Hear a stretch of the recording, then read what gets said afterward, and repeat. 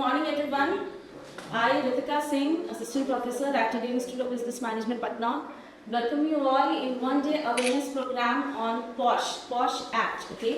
Prevention of Sexual Harassment, ठीक है? ये एक ऐसा एक्ट है जिसके तहत हमारे यहाँ जितने भी भारत में संस्थान हैं जो कि काम करते हैं, चाहे वो प्रॉफिट के लिए काम करते हो या फिर नॉन प्रॉफिट के लिए काम करते हो, वो इस एक्ट के तहत ये इंश्योर करती हैं कि उनके संस्थान में जितने भी लोग काम कर रहे हैं वो सुरक्षित महसूस करते हैं कि नहीं, ठीक है? ये एक्ट 2013 में बनाया गया था।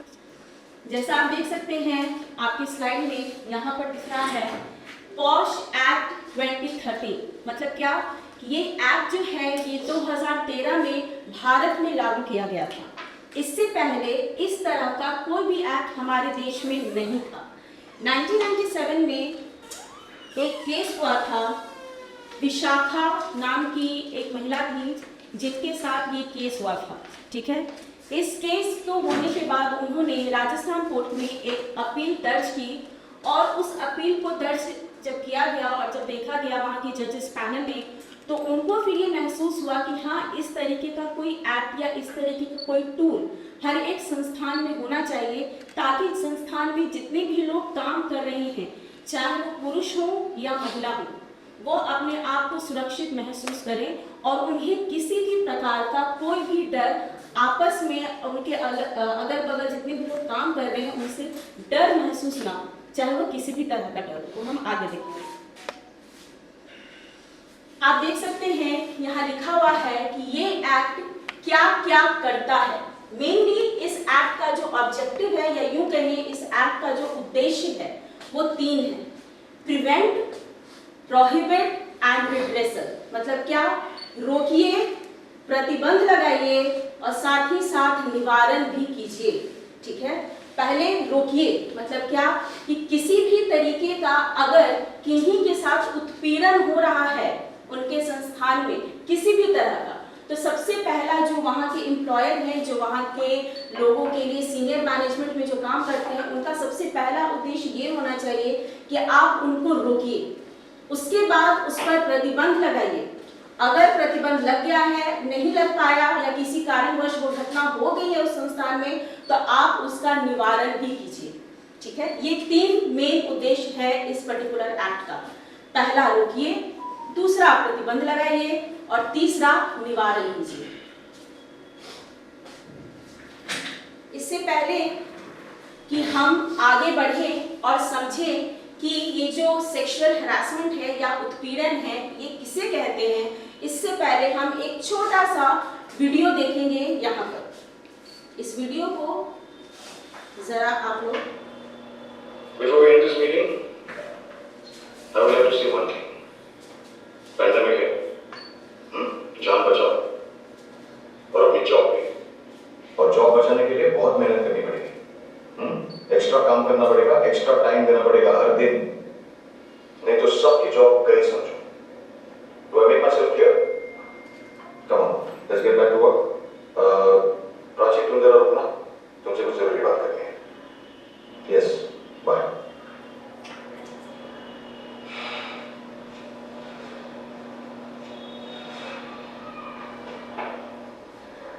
क्या बात है Prachi?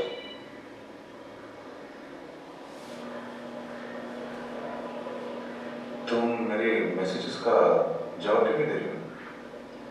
So actually I was not well.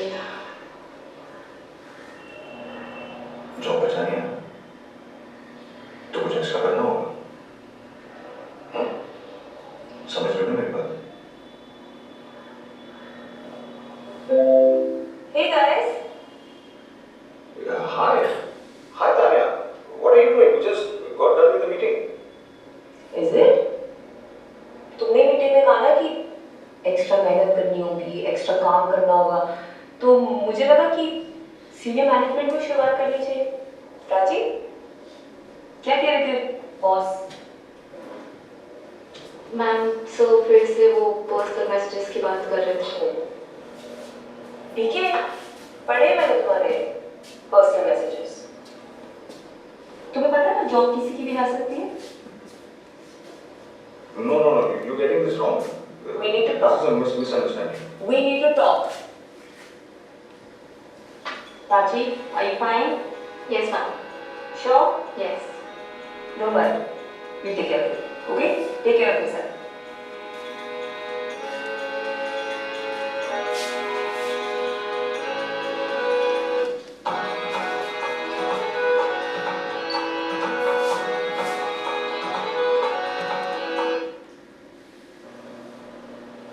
Before we end this meeting, okay, तो अभी जो वीडियो हम लोगों ने देखा उसमें सिंपली बस ये दिखाया गया, वहाँ उस वीडियो में ये दिखाया गया कि एक सीनियर एम्प्लॉय थे, पैंडेमिक का समय था 2019 के टाइम पर, वहाँ पर वर्क फ्रॉम होम बहुत ज़्यादा हो गया था कि सभी लोग घर से काम कर रहे थे। इस वीडियो में दिखाया गया कि वो सीनियर मैनेजर अपने एक जूनियर एम्प्लॉय के साथ उस तरीके से उनको प्रेशराइज कर रहे थे, एक गलत तरीके से प्रेशराइज कर रहे थे और उन पर एक प्रेशर बना रहे थे कि अगर आप काम नहीं करिएगा, या यूँ कहें बहुत ज़्यादा ऑब्वियस था इस वीडियो में कि अगर आप मेरा पर्सनल काम नहीं करिएगा तो आपकी जॉब जा सकती है। लेकिन साथ ही साथ उस वक्त हमने ये भी देखा कि टॉप मैनेजमेंट की एक महिला वहाँ आई बीच में, उन्होंने बीच मीटिंग में इंटरप्ट किया और उन्होंने उस पर्टिकुलर पुरुष को ये कहा कि आप जिस तरीके का ये चीज़ इस पर्टिकुलर जूनियर के साथ कर रहे हैं ये गलत है। ठीक है, कोई भी सीनियर कोई भी जूनियर को या कोई भी जूनियर कोई भी सीनियर को किसी भी तरीके का गलत हरासमेंट या गलत प्रेशर नहीं बना सकता है।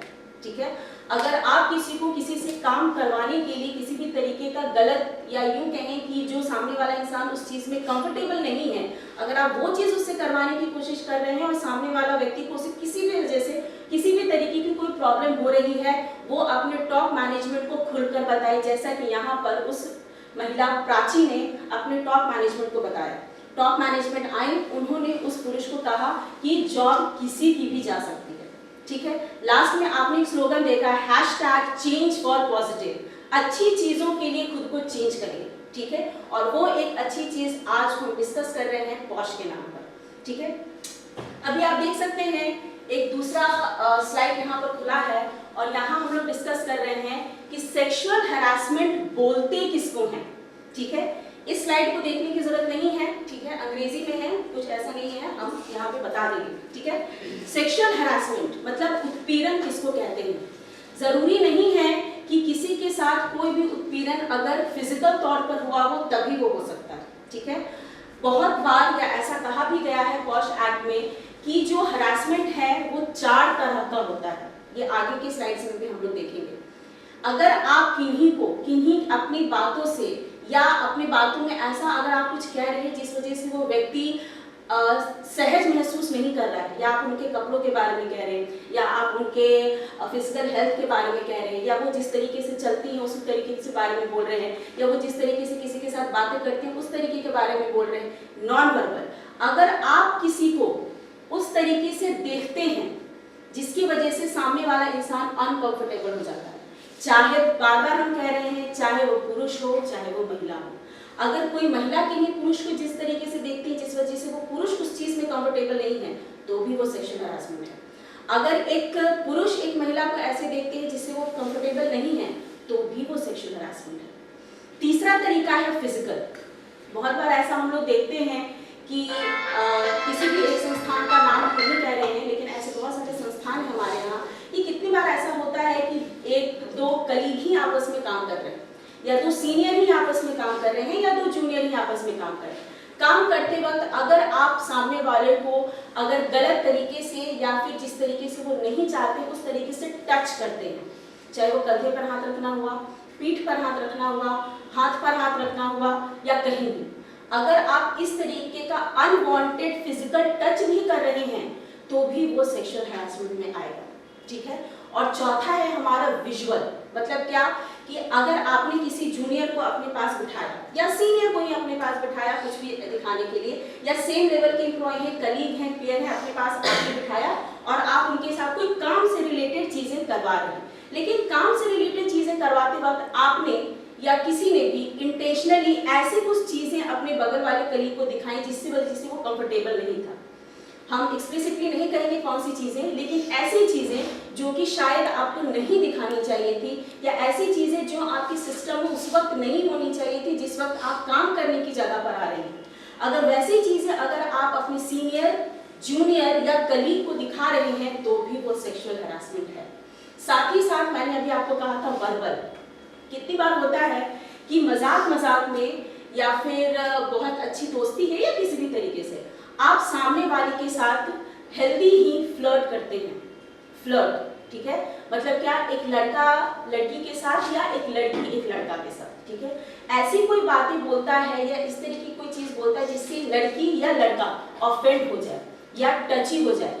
कि माँ, कितनी बार ऐसा होता है, कहते हैं कि आज आप बहुत सुंदर लग रहे हैं, आज आप बहुत स्मार्ट लग रहे हैं, ठीक है, यहाँ तक ठीक है, लेकिन उसके बाद अगर आप कुछ एक्स्ट्रा फ्लर्ट या एक्सेसिव फ्लर्टिंग में जाते हैं, एग्जाम्पल हम नहीं देंगे, हम लोग भी कोई समझदार है यहाँ पर, हम समझ चुके होंगे, ठीक है, लेकिन अगर कुछ एक्सेसिव फ्लर्टिंग में जाते हैं तो वो आपका सेक्सुअल हैरासमेंट होगा, बशर्ते सामने वाला उससे ऑफेंडेड है। अगर सामने वाला ऑफेंडेड नहीं है तो वो सेक्सुअल हैरासमेंट में आएगा नहीं, क्योंकि किसी को, दोनों को ही दिक्कत नहीं है, लेकिन दोनों पार्टी में से अगर किसी को भी दिक्कत हो गई उस फ्लर्टिंग से, तो सेक्सुअल हैरासमेंट के तहत आप उस पर्टिकुलर चीज को कंसिडर कर सकते हैं, ठीक है।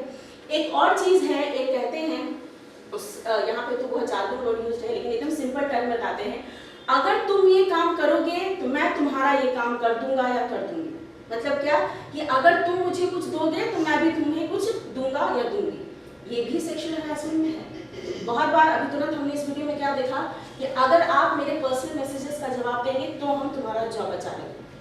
तो इस तरीके का सिचुएशन भी अगर आपके साथ किसी भी संस्थान में होता है तो वो सेक्सुअल हैरेसमेंट है, ठीक है।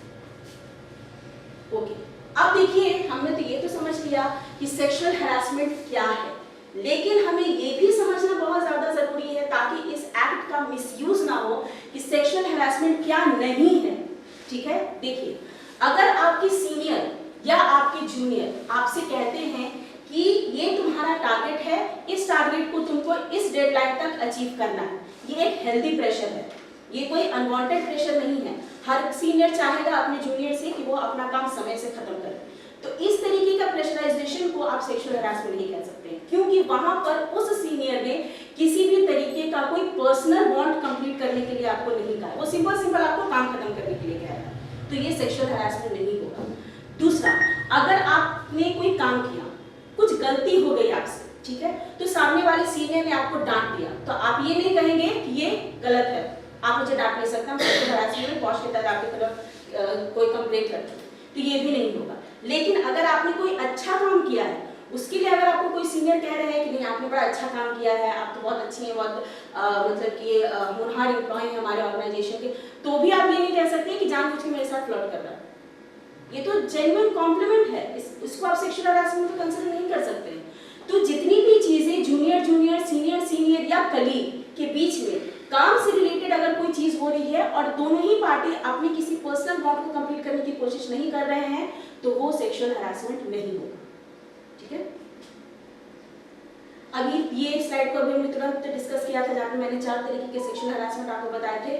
बोलकर, वर्बल, बिना बोलकर, नॉन वर्बल, फिजिकल यानी कि किसी भी तरीके का अगर आप शारीरिक टच करते हैं तो, और विजुअल यानी कि कोई चीज दिखाकर अगर आप किसी को ऑफेंड करते हैं तो, ये अभी हम लोगों ने डिस्कस किया था। ये अभी तुरंत मैंने आपको एग्जांपल्स भी इन सबका दिया कि वर्बल, नॉन वर्बल, फिजिकल, ये क्या होता है। अब देखिए, यहाँ लिखा है कि इस एक्ट में कौन कौन कंसिडर होते हैं। देखिए, यहाँ पर ये वाला जो लाइन है ना, ऑल एम्प्लॉइज, इसको पढ़ना बहुत जरूरी है, क्योंकि जब ये पॉश एक्ट 2013 में आया था तो ये सिर्फ और सिर्फ महिलाओं के लिए था, लेकिन अब ये चेंज हो चुका है, ठीक है। ये महिला के लिए भी है और पुरुष के लिए भी है, चाहे वो किसी भी जेंडर के हों। हमारे यहाँ अब हमारे कॉन्स्टिट्यूशन में 3rd जेंडर भी है, ठीक है, मेल हो, फीमेल हो या 3rd जेंडर हो, किसी भी एज के हो, किसी भी जेंडर के हो, किसी भी कम्युनिटी के हो, वो सभी कोई इस पर्टिकुलर एक्ट में कवर्ड होंगे, ठीक है। फिर यहाँ आप देख सकते हैं लिखा है कि वर्क प्लेस किसको कहते हैं। ऐसा कोई भी संस्थान जहां पर प्रॉफिट, मैंने आपको शुरुआत में ही कहा, प्रॉफिट के लिए या नॉन प्रॉफिट के लिए बहुत सारे लोग 10 या 10 से ज्यादा लोग काम कर रहे हैं, तो उसको वर्क प्लेस कहेंगे। लेकिन एक चीज यहाँ देख सकते हैं, what is extended work place. मतलब कि एक्सटेंडेड वर्क प्लेस क्या है? बड़ा सिंपल सा एग्जांपल है। मान लीजिए कि किसी संस्थान में, संस्थान के अंदर बेबी बोर्ड में वो संस्थान है और संस्थान के अंदर वो काम कर रहे हैं, ठीक है, लेकिन उसी संस्थान के किसी काम की वजह से पनाश में एक मीटिंग ऑर्गेनाइज की गई है। पनाश में सारे के सारे लोग वहाँ पर गए हैं मीटिंग अटेंड करने के लिए। उस मीटिंग के दौरान अगर 4 तरीके का जो अभी हम लोग ने सेक्सुअल हैरेसमेंट देखा, वर्बल, नॉन वर्बल, फिजिकल और विजुअल, वहां पर भी उस पनाश रेस्टोरेंट में भी अगर उस पर किसी भी एम्प्लॉय के साथ अगर इन चारों में से किसी भी तरीके का सेक्सुअल हैरेसमेंट हो सकता है तो वो भी पॉश के अंदर आएगा। वो एम्प्लॉय ये नहीं कह सकता कि हम तो ऑफिस के अंदर थे ही नहीं। आप ऑफिस के अंदर अगर नहीं भी थे लेकिन आप बाहर भी गए थे तो ऑफिस के काम से ही गए थे और आपके आसपास आपके ऑफिस के लोग ही हैं, वहां भी अगर आपके साथ कोई घटना होती है तो आप पॉश के अंदर उसका कंप्लेन कर सकते हैं। बस वही ये एक्सटेंडेड वर्क प्लेस, ठीक है। देखिए यहाँ पर कुछ लिखा हुआ है मिथ्स एंड फैक्ट्स। मतलब क्या? मिथ मतलब भ्रम, फैक्ट मतलब जो सच्चाई है, ठीक है। पहला आप देख सकते हैं कि फ्लर्ट करना या किसी की एक्सेसिव फ्लर्ट किसी के साथ करना कि आज आप बड़े अच्छे लग रहे हैं, आज आपकी आंखें अच्छी लग रही हैं, आज आपका ड्रेस अच्छा लग रहा है, फिर आपका फुटवेयर अच्छा लग रहा है, इस तरीके से। लेकिन अगर एक्सेसिव फ्लर्टिंग हो रही है, फैक्ट है यहाँ पर, अगर सामने वाला इंसान उस चीज को फनी वे में नहीं ले रहा है तो वो आपको वॉश लगा सकते हैं, ठीक है। अगर वो रिपीटेड हो रहा है तो वो सिंपली जा सकते हैं और बोल सकते हैं कि that particular person is doing excessive flirting with me, वो एक्सेसिव फ्लर्टिंग कर रहे हैं मेरे साथ और आप इसको देखिए। दूसरा देखते हैं कि बहुत बार ऑर्गेनाइजेशन में जब वो केस आता है टॉप मैनेजमेंट के पास, अगर बहुत दिनों तक वो केस नहीं आया है टॉप मैनेजमेंट के पास तो टॉप मैनेजमेंट बहुत बार ऐसा कहते हैं कि अरे उसने बोला क्यों नहीं, वो भी इंजॉय कर रहा होगा या कर रही होगी, ऐसा सीनियर मैनेजमेंट बोल देते हैं। लेकिन ये जनरली सच्चाई नहीं होती है। लोग उस वक्त इस वजह से तुरंत आकर उस चीज का कंप्लेंट इस वजह से नहीं करते क्योंकि उनको इस बात का डर होता है कि मेरी जॉब चली जाएगी या अगर हम बोले तो शायद मेरी बदनामी हो सकती है, पूरे ऑर्गेनाइजेशन में मेरा नाम हो जाएगा, जबकि ऐसा होता नहीं है, वो कॉन्फिडेंशियल होता है। लेकिन लोगों को ऐसा लगता है कि अगर हम बोलेंगे तो मेरी बदनामी होगी, ठीक है। उसके बाद है कि बहुत बार सेक्सुअल हैरेसमेंट का केस जब आता है संस्थान के पास तो वो कहते हैं अरे तुम दोनों के बीच में तो मिसअंडरस्टैंडिंग हो गया होगा, गलतफहमी हुई, उसने ऐसा नहीं कहा था या उसने उसका ये इंटेंशन नहीं था। नहीं था या नहीं था, आप पहले दोनों से बात करिए, आप खुद में डिसाइड मत करिए कि वो मिसअंडरस्टैंडिंग थी। अगर वो मिसअंडरस्टैंडिंग थी और दोनों पार्टी उस चीज से जो भी कंप्लेन किया है, जिसके खिलाफ कंप्लेन हुआ है, अगर उसके साथ कंफर्टेबल नहीं है आप उसकी जांच करिए। बिना जांच किए हुए आप अपना वर्डिक्ट नहीं दे सकते कि वो मिसअंडरस्टैंडिंग थी, ठीक है। और चौथा है बहुत ही ज्यादा इंपॉर्टेंट, यहाँ लिखा हुआ है only women can be sexually harassed. मतलब क्या सेक्सुअल हरासमेंट सिर्फ महिलाओं के साथ हो सकता है? ये भ्रम है, नहीं। सेक्सुअल हरासमेंट किसी भी जेंडर के साथ, किसी भी एज ग्रुप के साथ हो सकता है, चाहे वो एक बच्चा ही क्यों ना हो, लेकिन अगर वो एक संस्थान में काम कर रहा है तो। ओके, अब देखिए ये सारी चीजें तो हम लोगों ने देख लिया कि कितने तरीके का सेक्सुअल हरासमेंट होता है, क्या क्या होता है, ये सारी चीजें। लेकिन अब एक संस्थान की ड्यूटी क्या बनती है, ठीक है। बहुत सारी चीजें हैं और हमारा IABM भी इस चीज को बहुत ज्यादा सीरियसली लेता है। इसी वजह से हमारे डायरेक्टर सर ने कहा कि इस तरीके का अवेयरनेस प्रोग्राम हमारे यहाँ भी होना चाहिए। और सबसे पहली ड्यूटी एक्चुअली भी किसी भी संस्थान की होती है कि इस तरीके का एक अवेयरनेस प्रोग्राम आप अपने संस्थान में, एक्चुअली बाकी सारे संस्थान में हर 3-3 महीने में होते रहता है। उनको जहाँ लगा कि कोई न्यू एम्प्लॉय आया है वो ट्रेनिंग देते हैं इस चीज़ का, ठीक है, ताकि वो यहाँ पर आकर सेफ महसूस कर सके, ठीक है। उसके बाद क्या है, आप देख सकते हैं डिस्प्लेइंग इन्फॉर्मेशन। मतलब क्या, बहुत सारे संस्थान में हम लोग देखते हैं कि वो लोग एक तरीके का बैनर बना देते हैं, पोस्टर बना देते हैं और चिपका देते हैं पॉश से रिलेटेड, ताकि जो भी एम्प्लॉय हमारे यहाँ आए वो इस चीज़ के बारे में जानकार रहे कि इस संस्थान में पॉश इम्प्लीमेंटेड तो है भाई, ठीक है। इस जैसा कि मैंने अभी आपको कहा और हमने इससे पहले वाले वीडियो में भी देखा था कि प्राची ने टॉप मैनेजमेंट के पास जाके कंप्लेन की थी, ठीक है। लेकिन जब वो टॉप मैनेजमेंट के पास गई थी कंप्लेन करने के लिए, उससे पहले संस्थान में इस तरीके के हैरेसमेंट को एड्रेस करने के लिए एक कमेटी बनाई जाती है, हर एक संस्थान में होता है, जिसका नाम होता है ICC, इंटरनल कंप्लेंट कमेटी। उसका फॉर्मेशन किस तरीके से होता है, उसमें 5 लोग होते हैं, मतलब कि 5 या 4 जो भी बोल लीजिए, जनरली 4 ही होते हैं।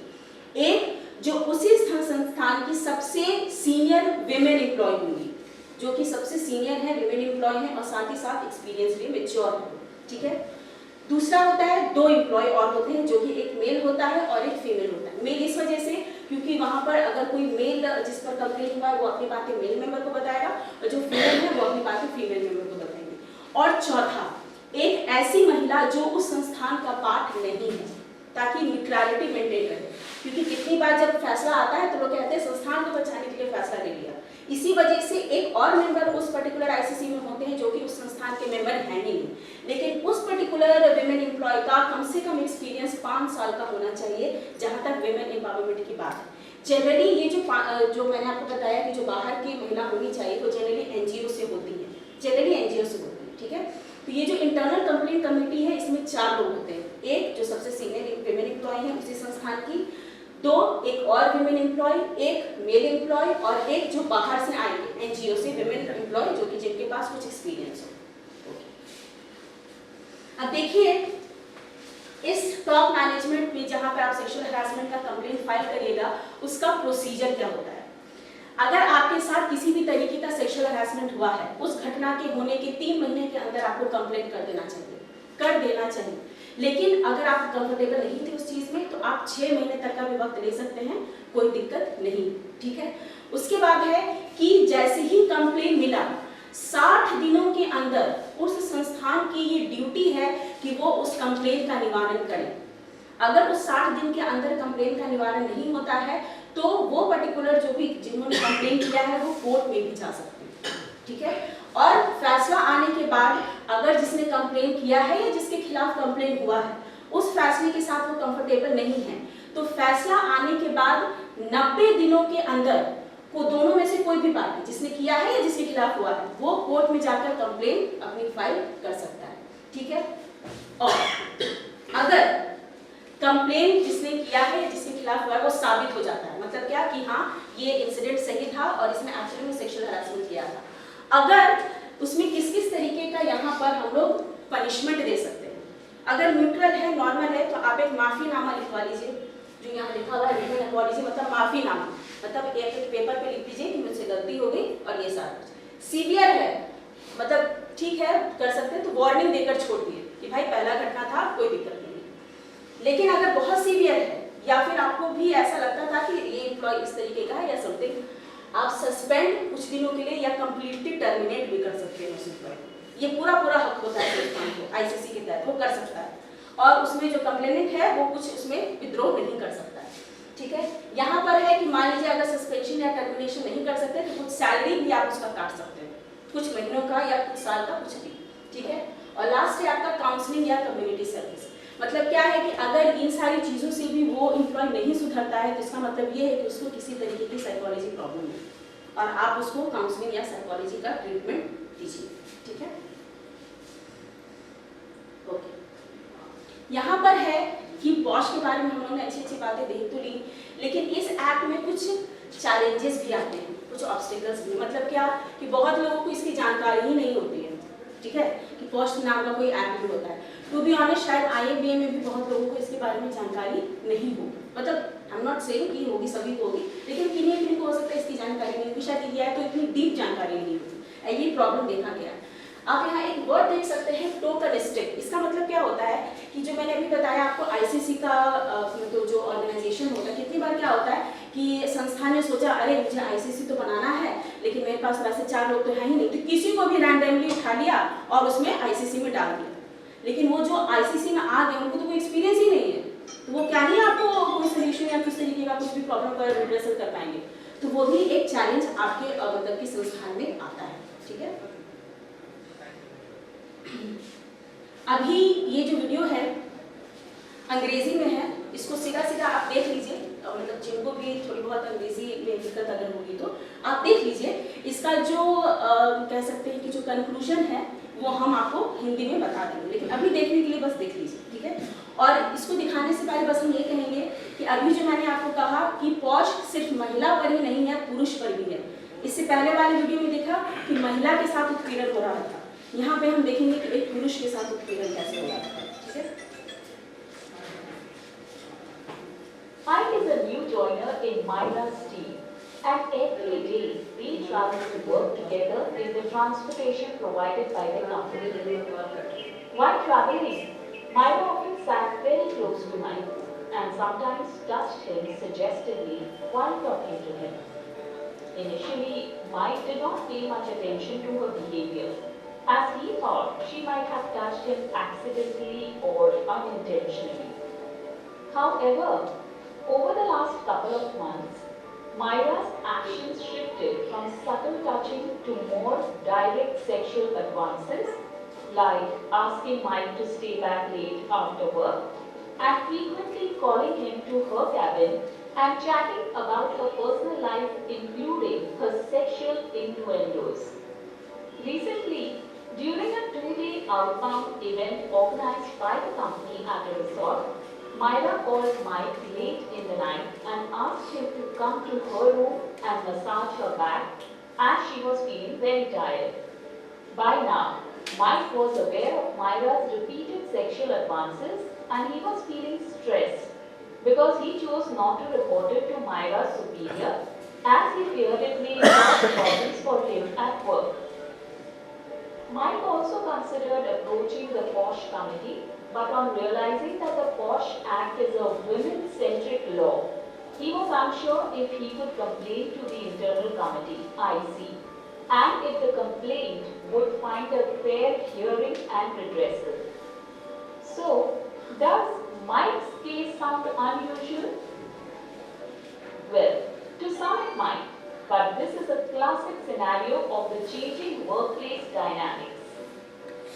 With more women and other genders joining the workforce and working at various positions across the hierarchy, it is reasonable to assume that there can be instances of persons of any gender and not just males sexually harassing other individuals irrespective of their gender. Hence, many organizations are now moving to a gender-neutral POSH policy for all individuals, irrespective of their gender, to feel protected against sexual harassment by any person at the workplace. What should Mike do in this situation, where he is feeling harassed by his superior? In my opinion, Mike should approach the POSH IC of his organization and explain his situation to them. Based on the organization's prevailing policy, the respective IC member can suggest an appropriate course of action.